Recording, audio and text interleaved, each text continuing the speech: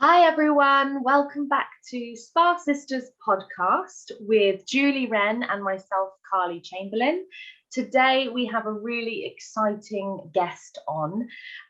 Before we introduce her, we just want to remind you all to stay connected with us at Spa Sisters podcast on social media.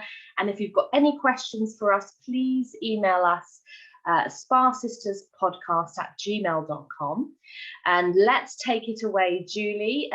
You have the wonderful privilege of introducing our next guest.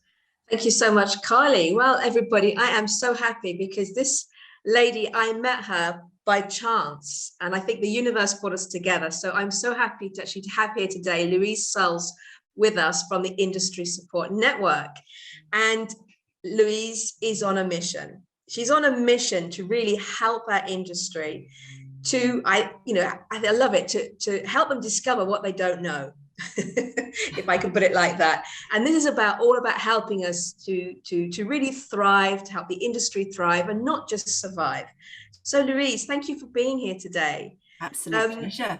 I'm so excited about what you're doing. So can you just drop us a little bit of background in here about how this all came about? And I know yourself as a therapist. So what's your journey been like to get to this place today?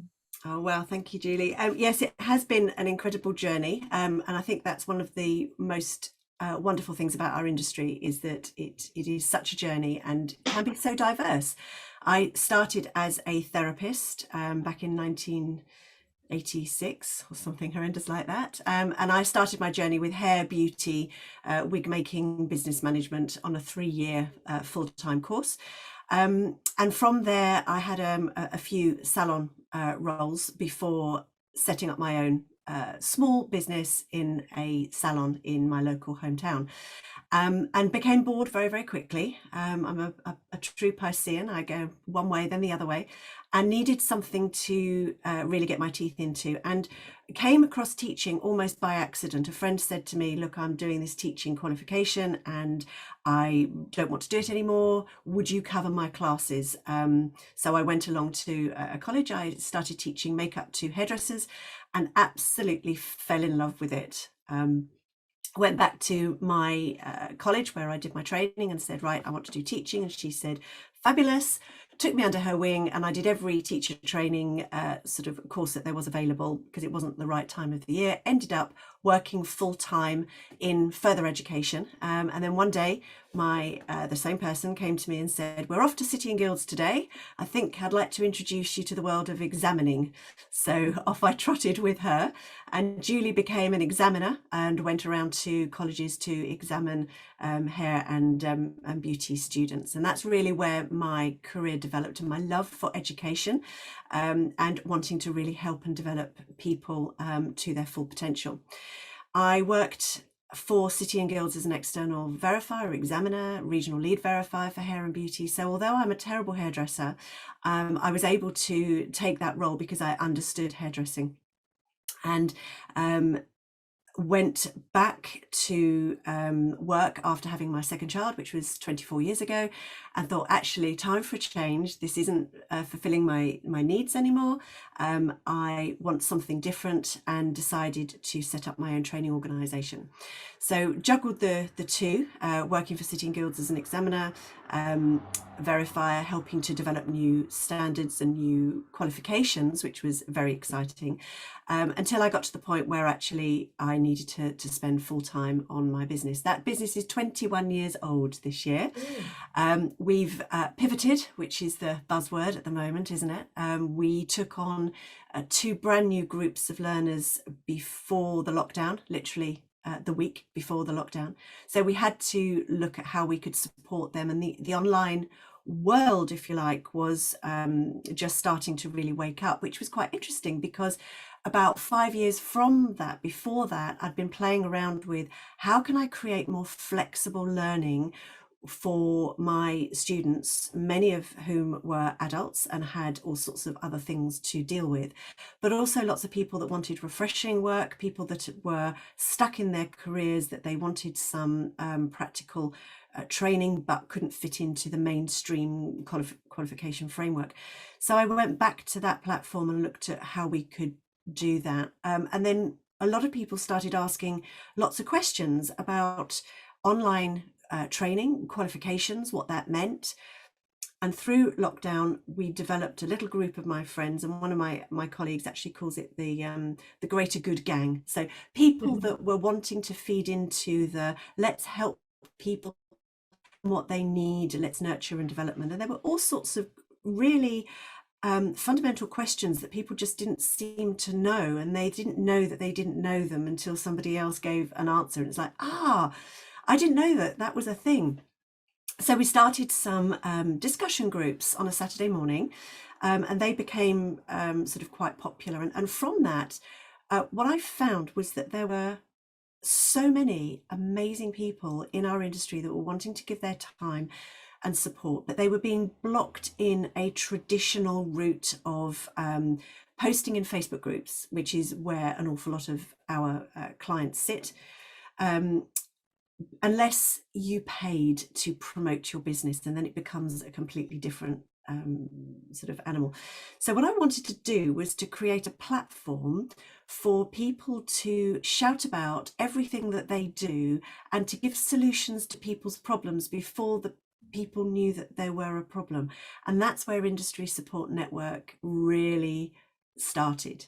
So what we now have is a website, a Facebook group, and a community, 4 pillars growing of areas where people can come to the website, a little bit like a shopping mall. You go into the shopping mall and you stand in the middle and you go, where do I want to go to look in the shops? And, you know, oh, I'm looking for shoes and boots. Right, I'll go off that way today and I'll have a look. Oh, there's 3 or 4 shops I can have a look in. Which one am I going to look in first? Which one has the product that's actually going to suit my needs? And that's the concept that I really wanted the website to be. So you hit the website and say, what am I struggling with? Is it my personal well-being? Is it my learning and my career development? Is it my business? Or is it something else? And it's still in its infancy, but we have a lot of ideas about where it can go and what it can do. Sounds amazing. So when you say that it's a place where people can go and literally find the direction they want to go in. So if I hear correctly, this is for therapists and for owners of businesses? It's for whether they're starting out and thinking about, am I good enough? Yeah. Can I do this? Do I have enough skills? Am I physically strong? Is there any business out there for me? And really just, am I enough to change my career? Do I have the confidence? So we've got a whole pillar of support around the sort of the mindset aspect of being strong within our industry, supporting people that are wanting to change direction. So we're wanting to put things like career planning, and I said to a student this morning that for some reason she just kept popping into my mind. So I messaged her and said, just what are you up to? And she said, oh, I really don't know where I'm going. So I said, do you have a career plan? She's like, a what? A career plan. So she said, I didn't know that was a thing. What is it? Right. So that's exactly what I'm wanting to create. Yeah. So you mentioned yourself that you went and really changed your whole way of working. So I have a question on that one. Do you see that with the pandemic that more women are wanting, or men even, are wanting to go back to work into our industry? I think there's two aspects of it. I think firstly, there's a lot of people who have actually had time, the first time in their life probably, to actually just sit and look at what they've got, look at what they want. And because they have had access to such amazing resources, I think their psyche has been sort of spiked a little bit of, is this enough for me? Do I have to still do this? And then there's also the other side of it where people have realized that actually, no, it's not enough, and that they are worthy of more, and that they are capable of achieving more. And actually they need to grab it, by the horns and say, I love doing this, and therefore I'm going to do this. Wow. So powerful. What you're doing, it's so inspiring, and I know that this is going to be a beautiful space that you're creating. Julie, have you got any more questions for Louise? Yeah, I mean, I've got hundreds of questions for Louise, but I know we only have a short amount of time. I mean, this is amazing. You know, the whole idea of the flexible learning. I think from our industry, being a touch industry, I don't think we ever believed that we could go online. So how have you found that transition to the online learning experience for people? Have they embraced it, or is there still some resistance? We have we have a lot of barriers still, and we have a lot of challenges. One of the things that I'm constantly surprised by are how many people don't own a printer, don't own a computer, an iPad. You know, an awful lot of people don't even go online. And so we need to teach people how to do that in a safe way as well. I think if you're fortunate enough to have young children, I don't think teenagers necessarily are the most helpful always. I think it's the 9-10-year-olds that actually have the knowledge and the experience and actually are wanting to, they're still excited about this whole teaching their parents how to do something, whereas teenagers don't seem to want to do it anymore. But I've learnt everything that I've learnt through other people. You know, we don't have anything of our own. We absorb it through other people. And I was very fortunate when I was in my first teaching job.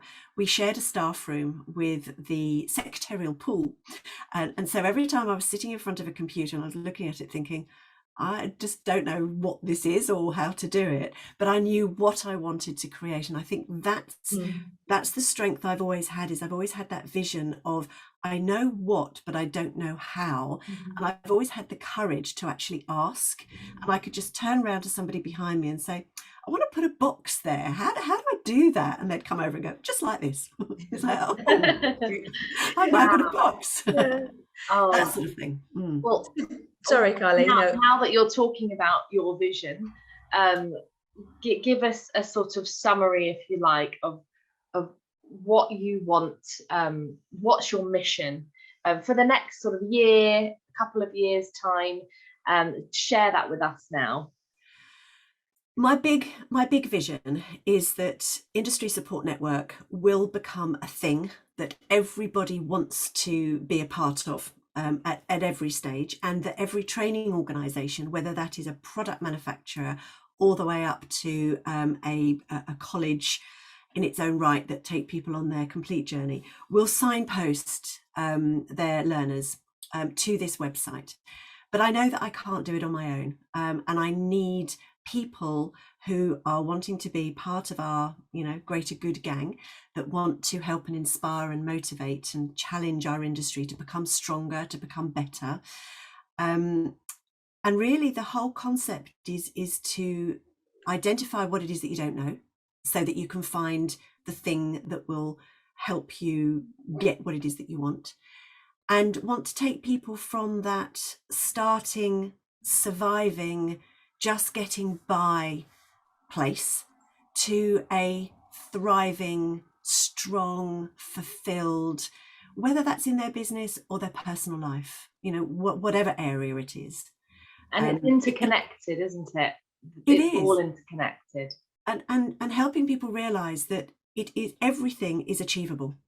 Fantastic. Oh, wow. Well, I'm sure, can Julie and I be part of your greater good gang? Yeah, how do we join you?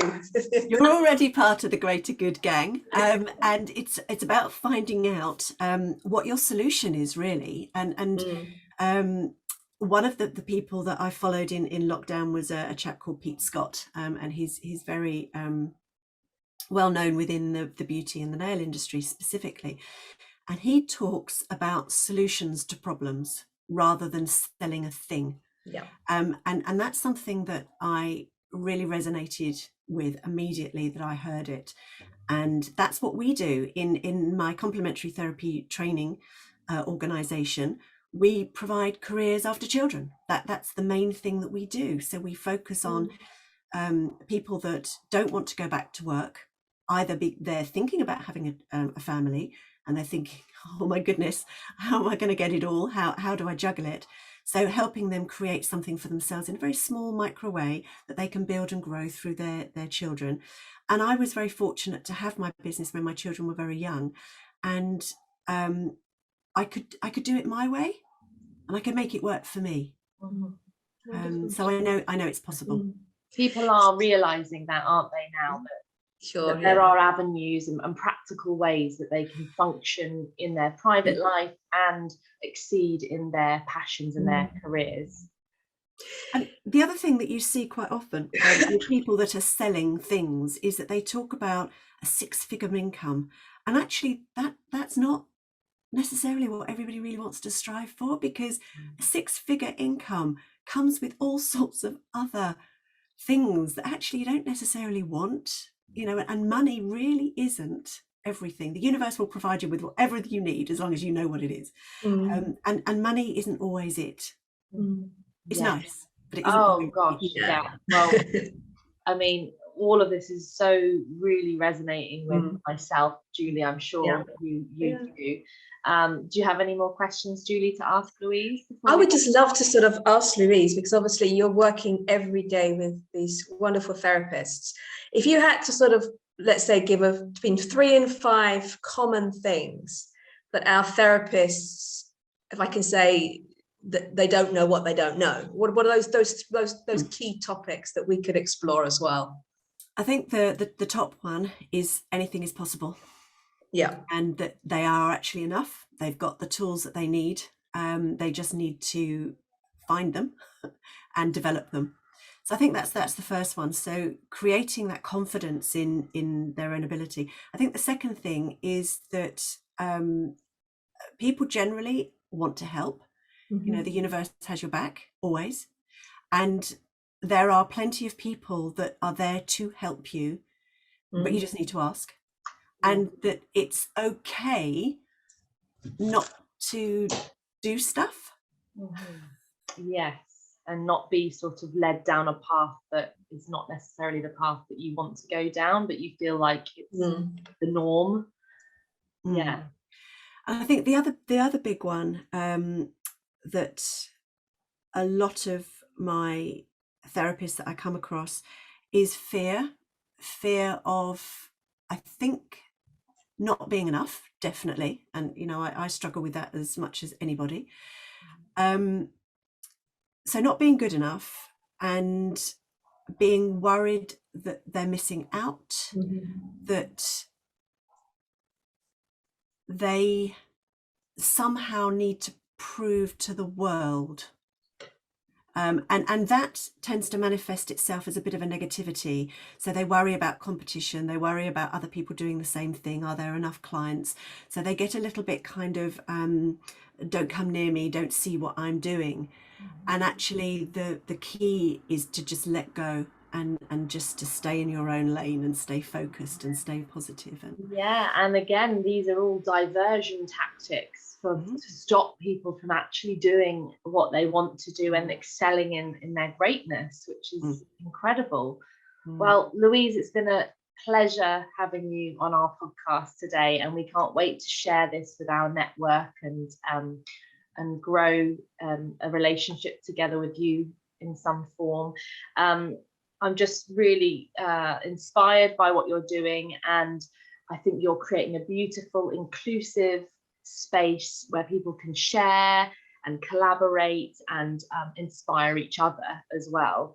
And having this awareness that therapists have, as you mentioned earlier, the skills, the knowledge, and the behavior in a working environment, but they don't necessarily know that they can deliver that out into a wider career path. They feel like they're stuck and restricted. And your platform and your business is really helping people open their eyes, I imagine, to a lot of things. So thank you so much. Yeah, really appreciate it. Great chat. If you want to learn more about the Industry Support Network, you can go to @Industry Support Network, and then your website is @industrysupportnetwork.com. Is that right? Yes. And we will obviously follow your journey and hopefully be a part of it too in some way. Thank you so much for joining us today. If you're listening in, if you're watching us on social media, And yeah, if you've got any questions about today's session, once again, visit us at Spa Sisters Podcast or spasisterspodcast@gmail.com, and we will answer all your questions and feedback and hopefully share and deliver as much as you need from us. Thank you, Louise. It's been fantastic. Thanks, Louise. It's so nice to meet you, and we look forward to keeping in touch with you.